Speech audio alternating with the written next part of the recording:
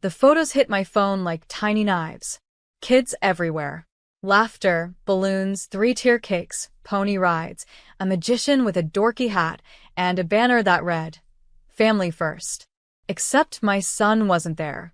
Not by accident. Not by oversight. By choice. My name is Kendra. And from wherever you're watching this, stay with me. Because let me ask you, have you ever watched your child be erased from a celebration that was supposed to be for everyone? They planned it for months, Mom and my sister, Tiffany. A massive backyard blowout for all the cousins, nieces, nephews. Over 100 guests. A unicorn bounce house. Hand-painted invites. The whole thing coordinated like a royal event. But when I asked why my 7-year-old, Micah, didn't receive one, my mom said, "We just didn't think he'd fit in. You know how he gets. He has anxiety. He gets overstimulated sometimes." So they excluded him from his own family. I stared at the screen, at photos of Tiffany's twins holding matching gift bags and riding ponies while my son sat on our living room rug, confused why he wasn't getting dressed like the others. I didn't cry. I didn't scream.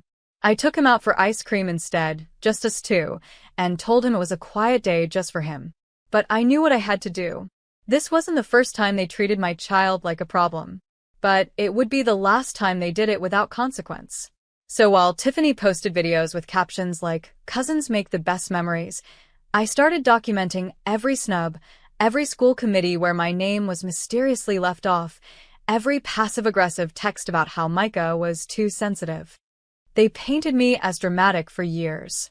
But I'd learned something powerful. You don't have to shout when the truth is loud enough on its own. So no, I didn't crash the party. I didn't go live. I didn't confront anyone. I got to work, quietly, carefully, and built something that made their little backyard parade look like a garage sale. And by the time I was done, Tiffany wasn't posting party pictures anymore. She was changing her phone number and her zip code. That night, after I tucked Micah in, I sat at the kitchen table and opened a fresh document on my laptop. Title: The Pattern.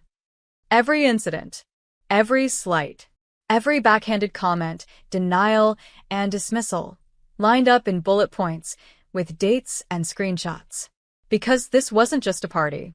This was the culmination of years of quiet cruelty masked as family traditions. Like the Christmas my mom forgot Micah's name on the cousins' gift list.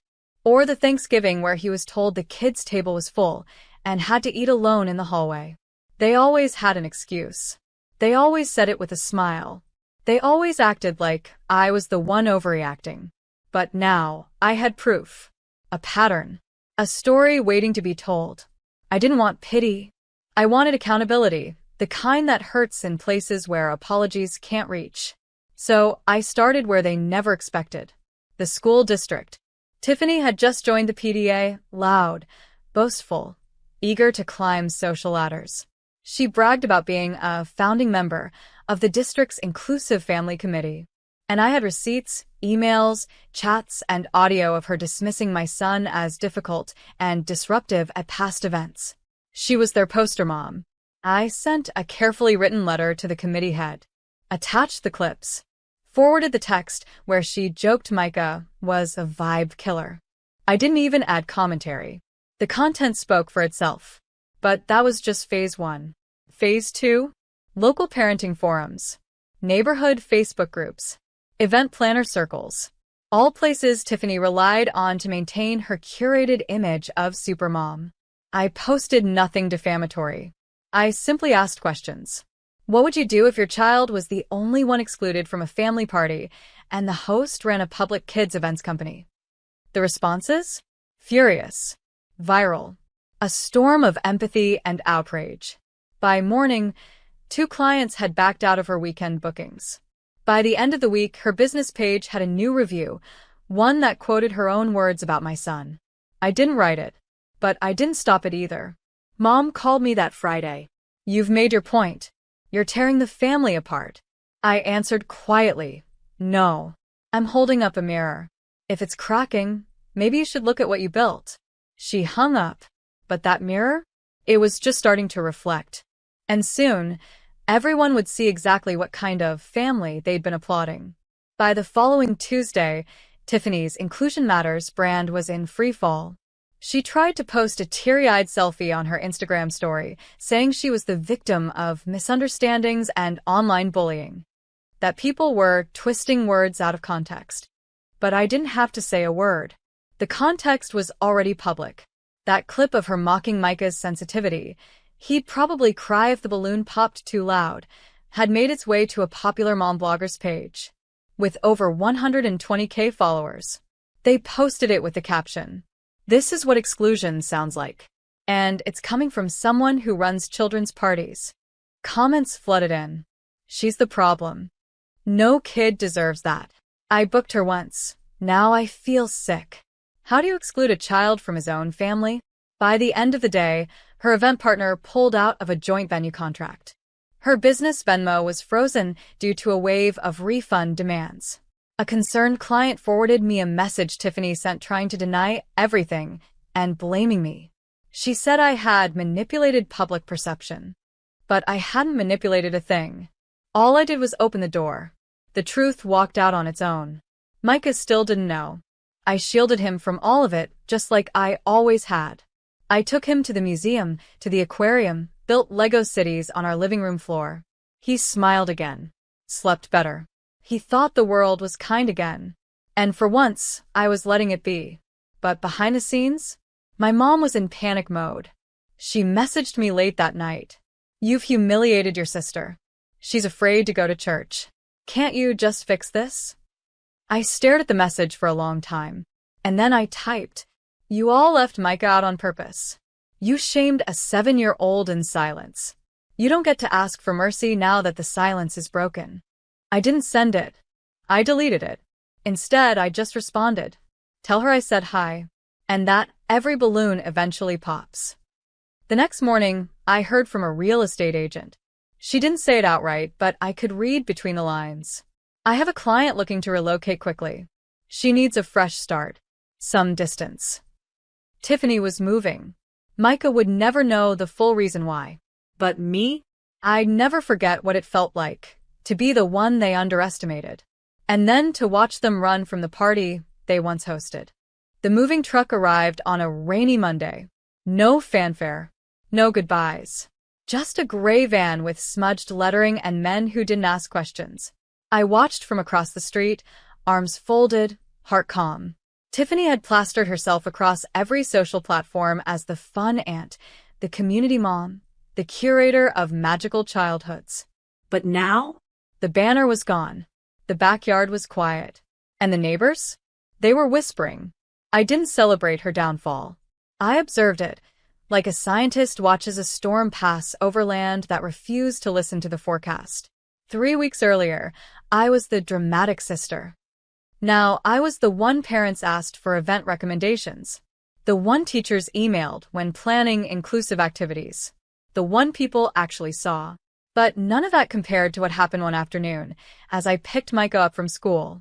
He ran toward me, messy curls bouncing, eyes bright. "Mom," Ms. Harrison said I get to help set up the art fair booth. Me and Ava. Ava, Tiffany's daughter. I froze for a second, then smiled. "Really? That's great, baby." He nodded furiously. "She said I'm good with colors." Ava said sorry for something, but I didn't get it. We just drew dragons. And that was the moment I realized. This wasn't about revenge. It was about repair. Not with them. They'd made their choice. But for him. For every time I swallowed pain to protect his joy. For every forced smile at family dinners where he was ignored. For every party he didn't get invited to, and every birthday gift they forgot to bring. I used to think I needed an invite to be part of the family. But now? Now I understood. Some doors are meant to be closed. Especially the ones that slam on your child's heart. So I stopped knocking. I built our own space, bright, soft, and loud with laughter. And people came. People who saw Micah. People who saw me. At the next neighborhood gathering, someone asked if I wanted to help plan the spring block party. We need someone who really knows how to make sure everyone feels welcome. I smiled. Because I wasn't just included now. I was essential. And the only thing sweeter than being invited was knowing you never needed their invitation in the first place. Spring came fast, and with it, the block party. Banners strung across the fences. A live jazz trio. Food trucks. Painting booths. Popcorn machines. Micah helped hang paper lanterns and handed out juice boxes like a tiny mayor. He wore his favorite red hoodie and a grin that never faded. This time, he wasn't an afterthought. He was part of everything.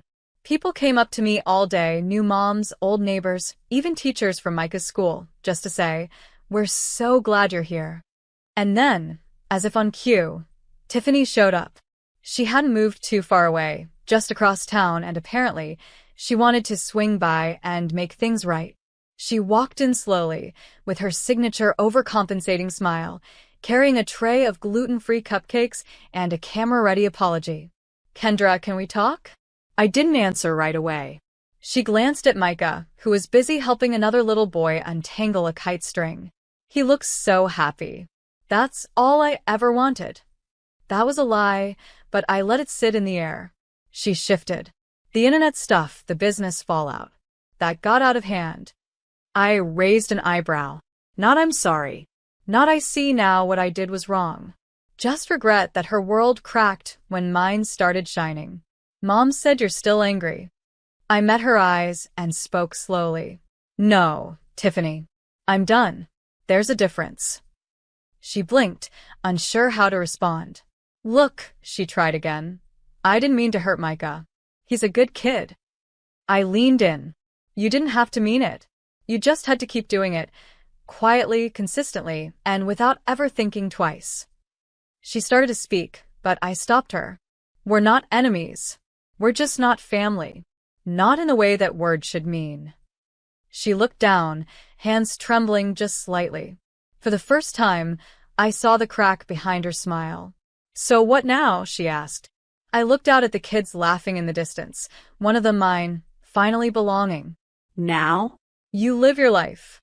And I live mine. But the next time you throw a party, maybe think twice before deciding who's worthy of being loved out loud." She didn't answer, just turned, slowly walked away, and left the cupcakes behind, untouched.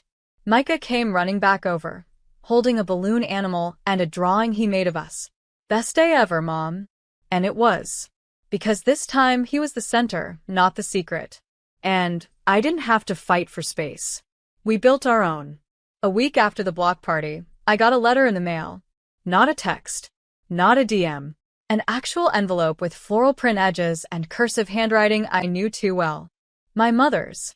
Inside was a family photo, a professionally taken one from the infamous pony ride party. All the kids lined up in color-coded outfits. Parents laughing. The whole perfect clan beaming for the camera. Except for one thing. In the bottom corner, where Micah had stood in every group photo before, there was air. Blank space. It was so obviously cropped, it was insulting. She'd mailed it with a post-it stuck on the back. "Hope you'll come around eventually. We miss you." I held the picture in my hands, my chest tight, not with grief, but with clarity. This wasn't forgetfulness. It wasn't passive exclusion. It was surgical. They wanted the image, not the truth. The performance of family, not the responsibility of it. Micah walked into the room right then. "Whatcha looking at?" I turned the photo over.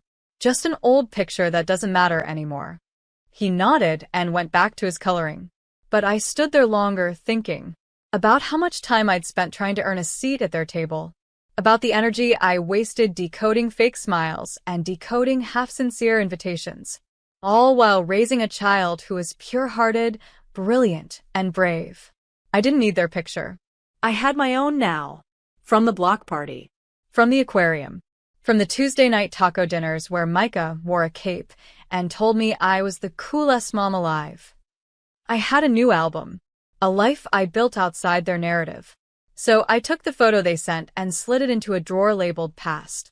And then I opened my phone, found the picture of Micah and Ava from Art Day, two kids side by side, holding dragon drawings, and printed it on glossy paper. That one, I framed. Because that wasn't curated.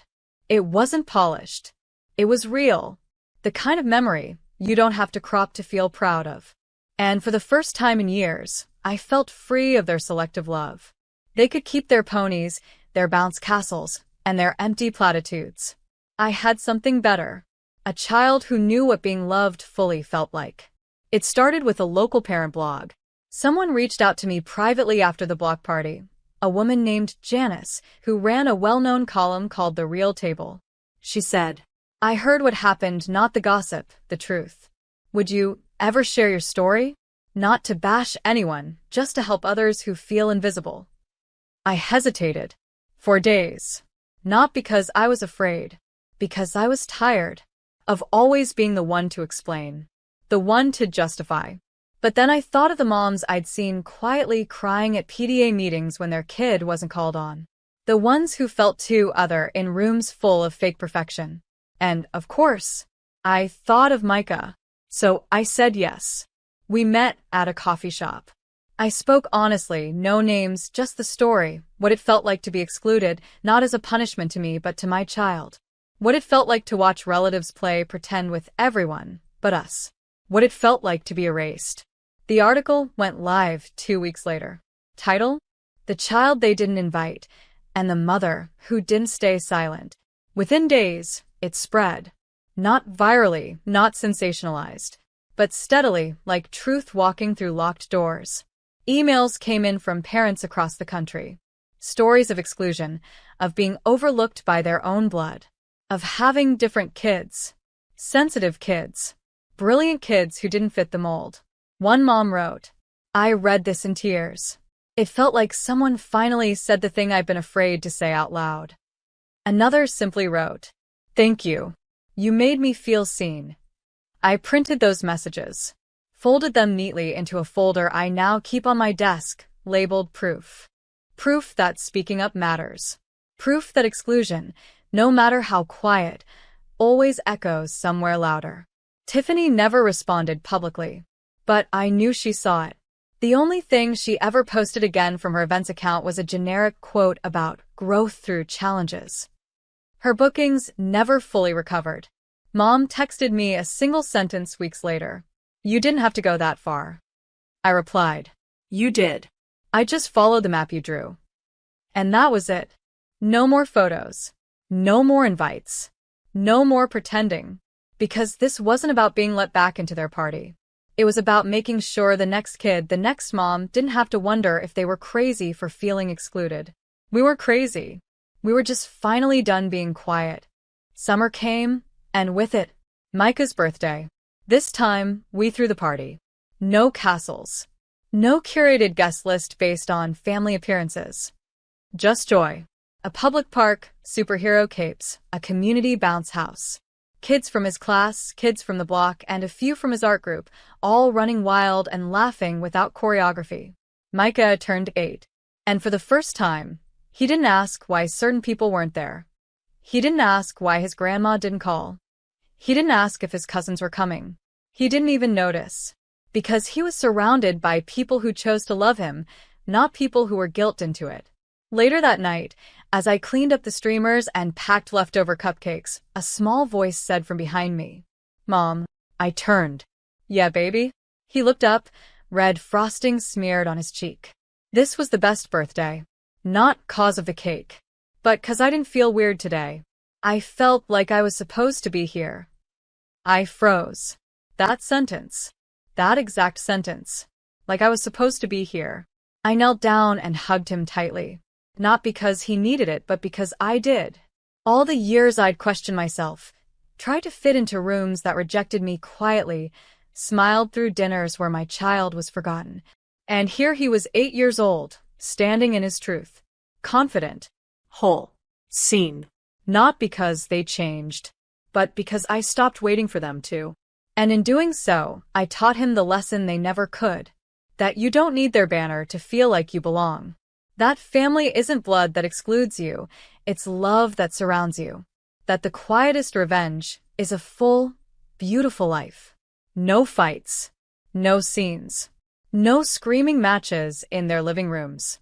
Just a child who laughed all day, and a mother who finally understood that the biggest celebration is being uninvited and not wanting to go.